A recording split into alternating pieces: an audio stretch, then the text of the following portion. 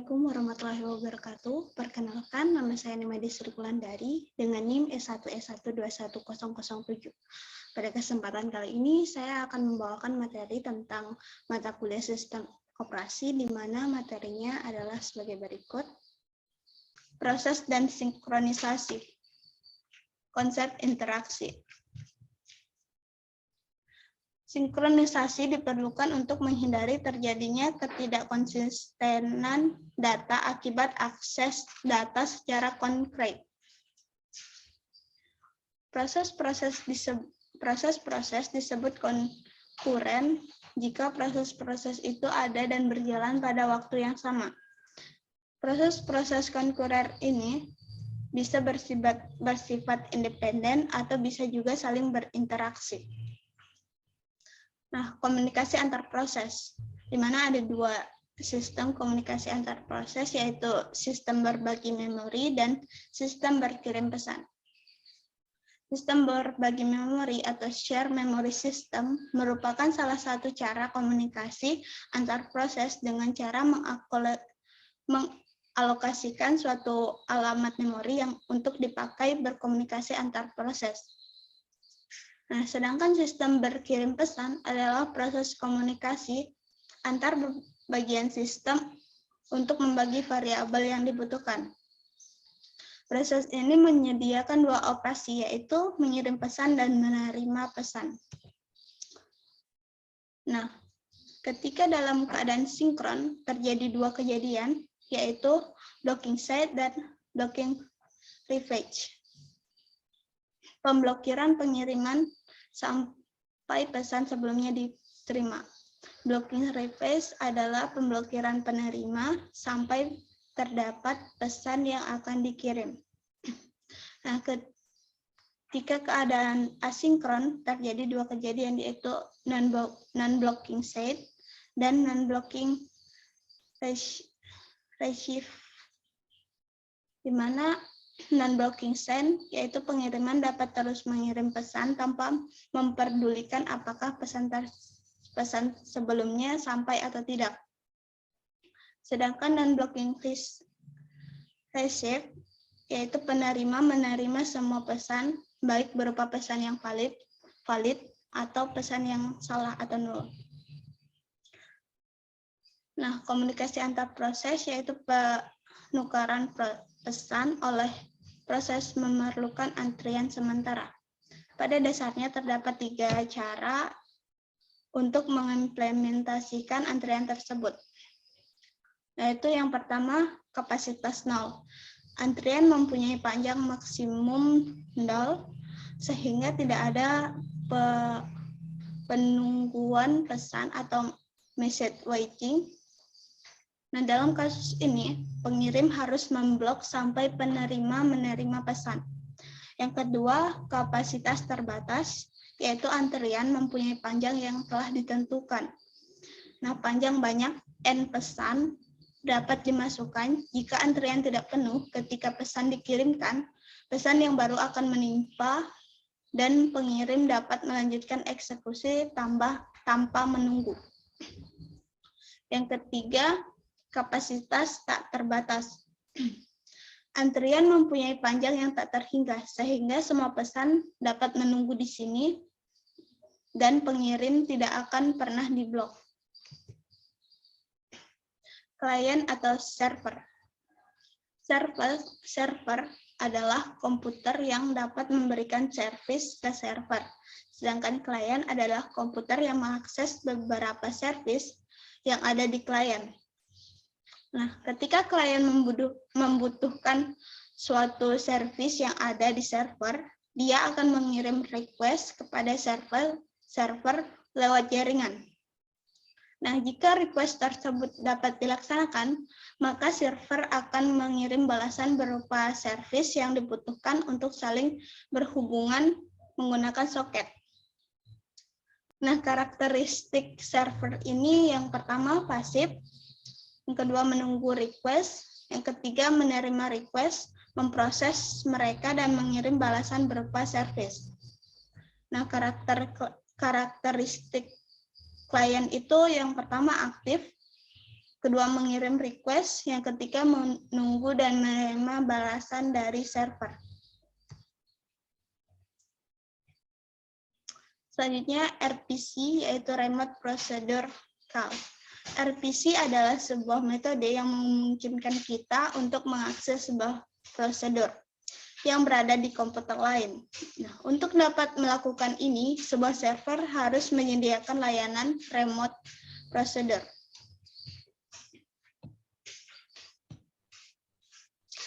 Deadlock. Deadlock adalah suatu kondisi di mana dua proses atau lebih saling menunggu proses yang lain untuk melepas resource yang sedang dipakai. Nah, di kehidupan nyata, deadlock dapat digambarkan dalam gambar berikut. Nah, pada gambar di atas, deadlock dianalogikan sebagai dua antrian yang akan menyeberangi jembatan. Dalam kasus di atas, antrian di sebelah kiri menunggu antrian kanan untuk mengosongkan jembatan atau resort. Nah, begitu juga dengan antrian kanan, akhirnya tidak ada kemajuan dalam kerja dua antrian tersebut.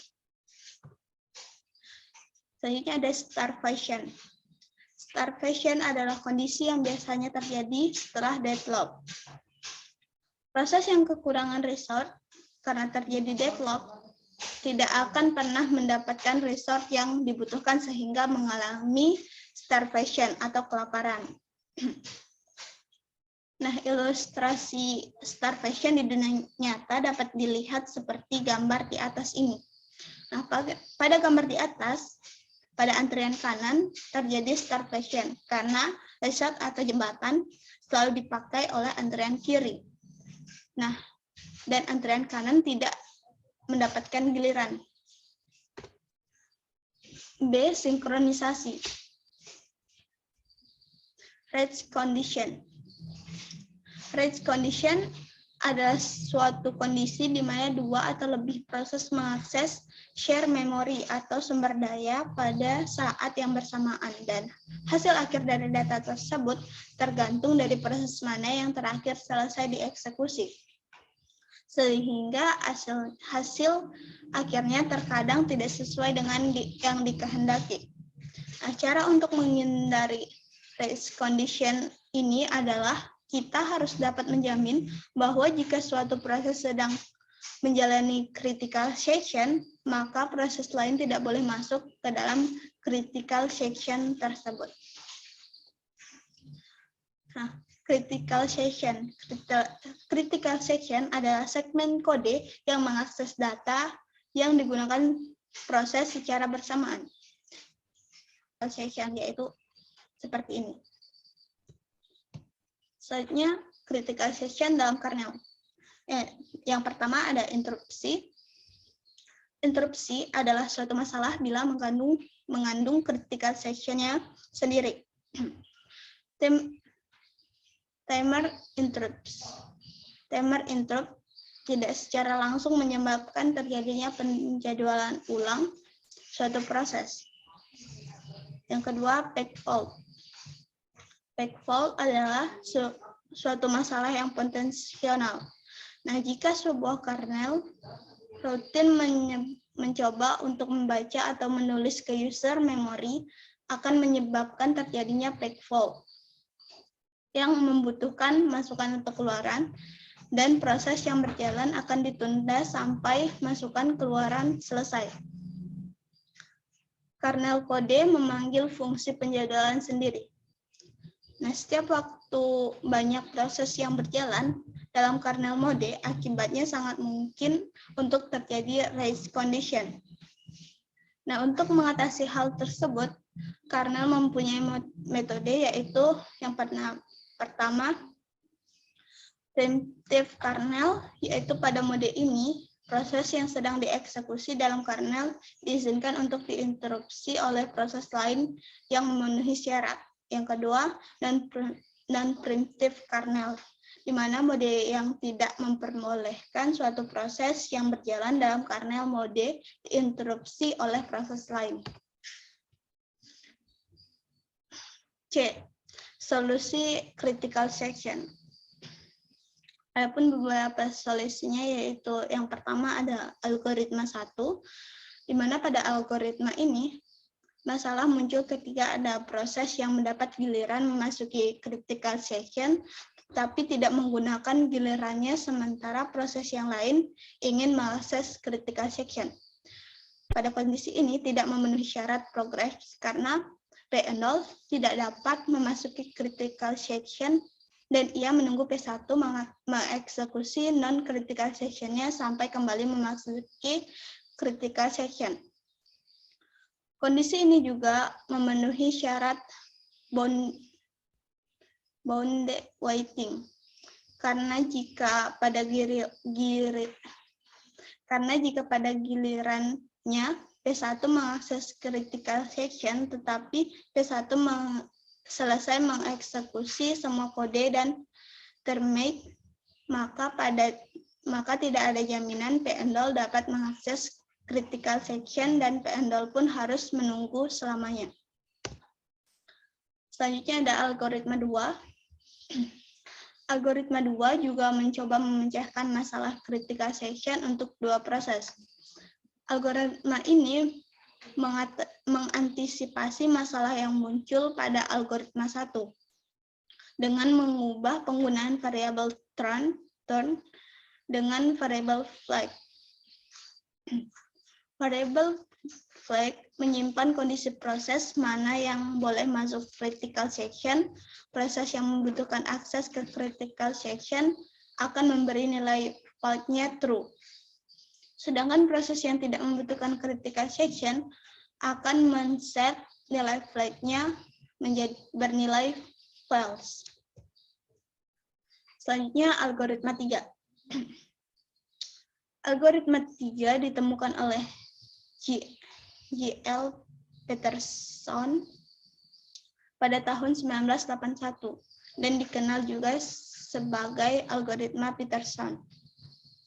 Peterson menemukan cara yang sederhana untuk mengatur proses agar memenuhi mutual exclusion.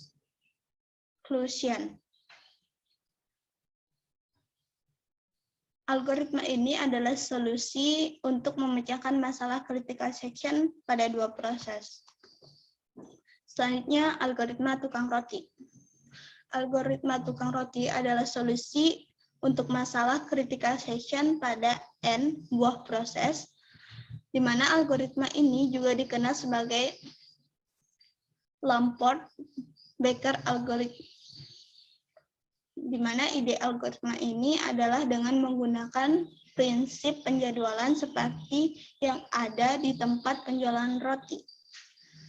Para pelanggan yang ingin membeli roti sebelumnya harus mengambil nomor urut terlebih dahulu, dan urutan orang yang boleh membeli ditentukan oleh nomor urut yang dimiliki masing-masing pelanggan tersebut.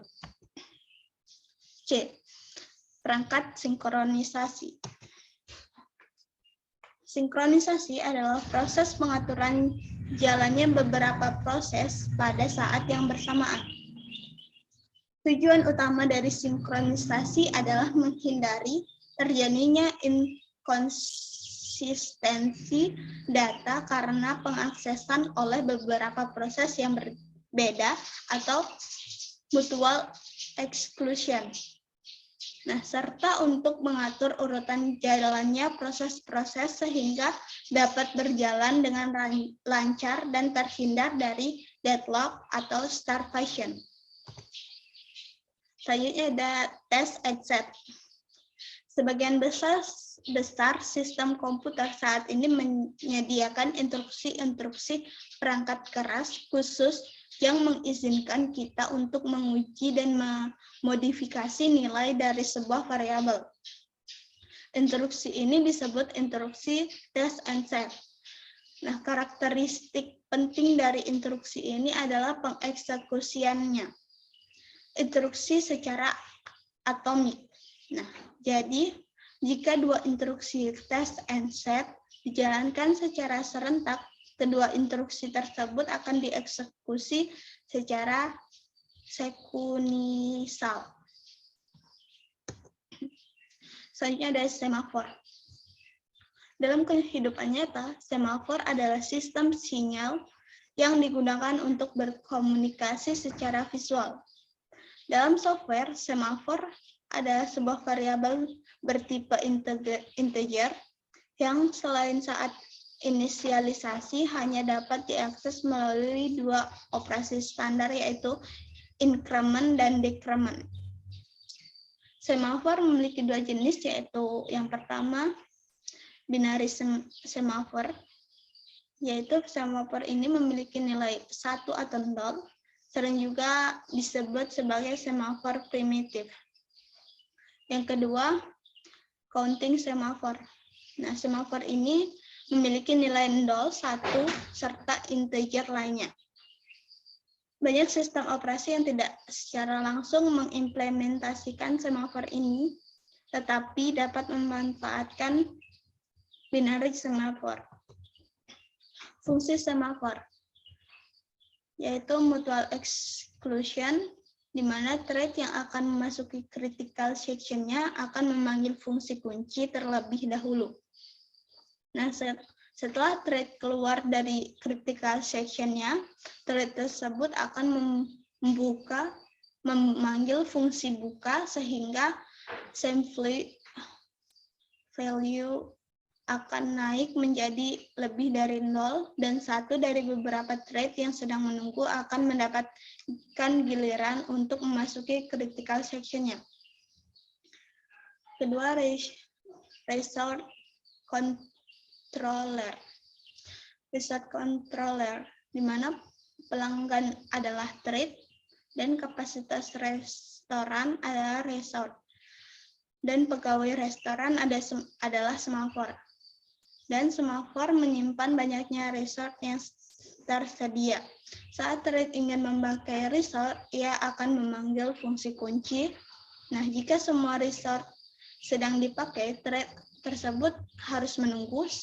Setelah resource selesai dipakai, thread akan memanggil fungsi buka sehingga resource yang bebas bertambah. Nah, keuntungan menggunakan semafor yaitu yang pertama, dari segi programming, penanganan masalah sinkronisasi dengan semafor umumnya rapi dan teratur, sehingga mudah untuk dibuktikan kebenarannya. Yang kedua, semafor diimplementasikan dengan hardcode, sehingga penggunaannya bersifat portable. Selanjutnya, monitor. Monitor adalah suatu tipe data abstrak yang dapat mengatur aktivitas serta penggunaan resource oleh beberapa thread. Ide monitor pertama kali diperkenalkan oleh CAR, Hoare, dan Prince Hansel pada awal tahun 1970-an.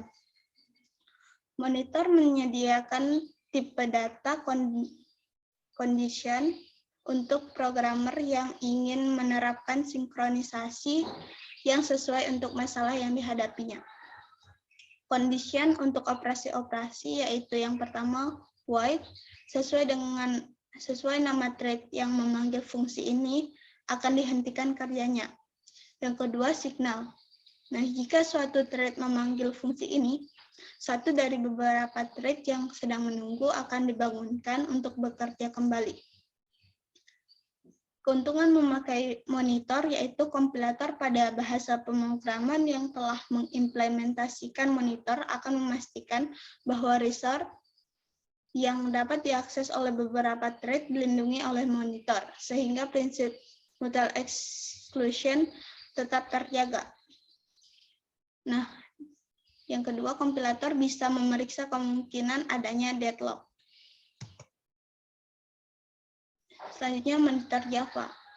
Monitor JVM mendukung dua jenis sinkronisasi, yaitu yang pertama, dual exclusion. Dalam JVM, thread dengan prioritas lebih tinggi akan mendominasi thread dengan prioritas terendah, sehingga CPU dapat dimonopoli oleh thread dengan prioritas tinggi, dan thread prioritas rendah tidak dapat CPU-10.